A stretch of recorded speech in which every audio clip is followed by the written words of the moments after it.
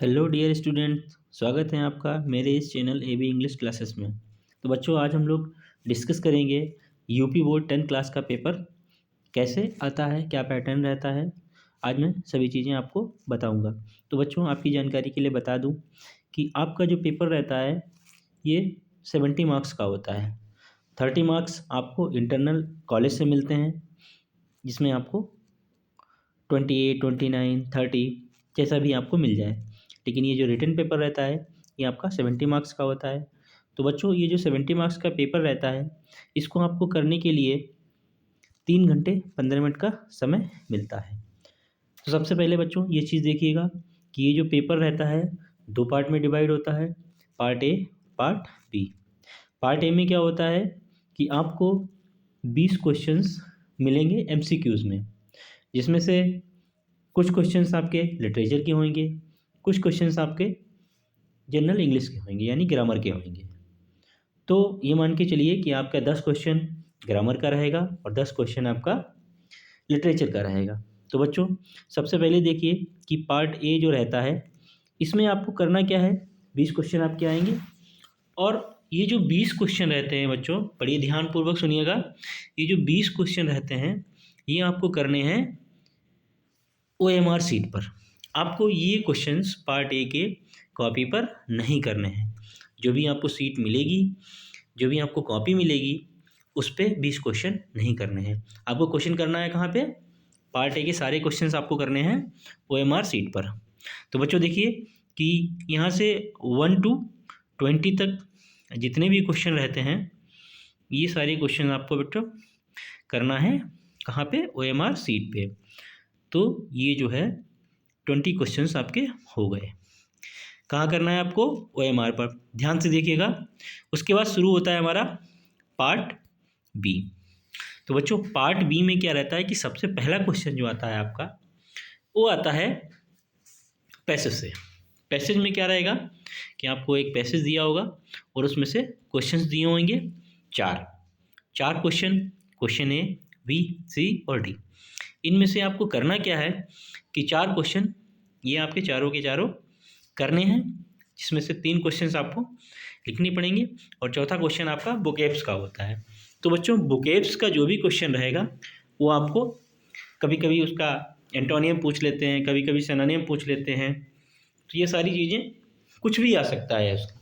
या तो आपका एंटोनियम आएगा या तो आपका सिनोनियम आएगा। उसके बाद बच्चों जो दूसरा क्वेश्चन रहेगा वो आएगा आपका राइटिंग का, जिसमें आपको क्या करना पड़ेगा, एक लेटर लिखना पड़ेगा या एप्लीकेशन लिखना पड़ेगा।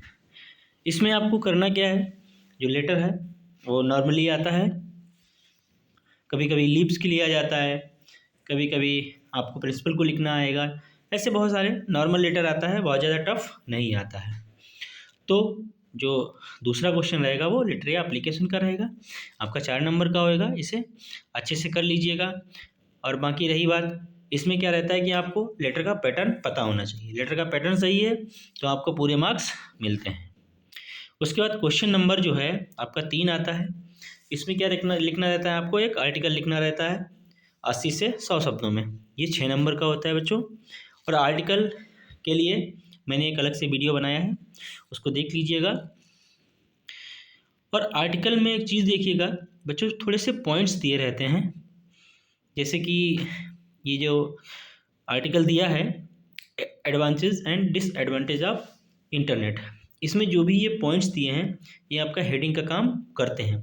तो ये सारी हेडिंग्स आपको लिखनी है, बना बना के उसमें को डालना है।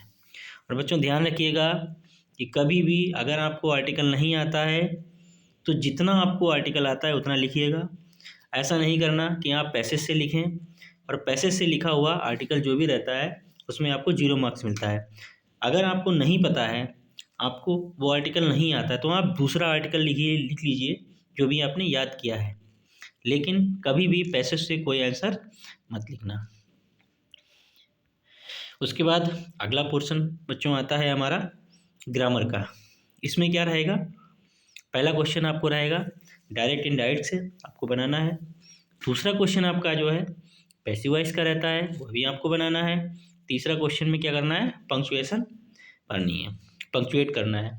इसका चौथा क्वेश्चन जो रहता है वो रहता है आपका स्टोरी का, जिसमें आपको हिंदी टू इंग्लिश बनानी पड़ेगी।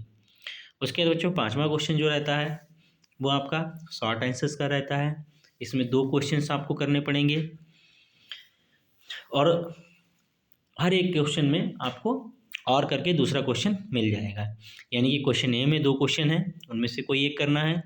फिर उसके बाद क्वेश्चन नंबर बी में भी 2 क्वेश्चन हैं, उसमें भी आपको एक करना है।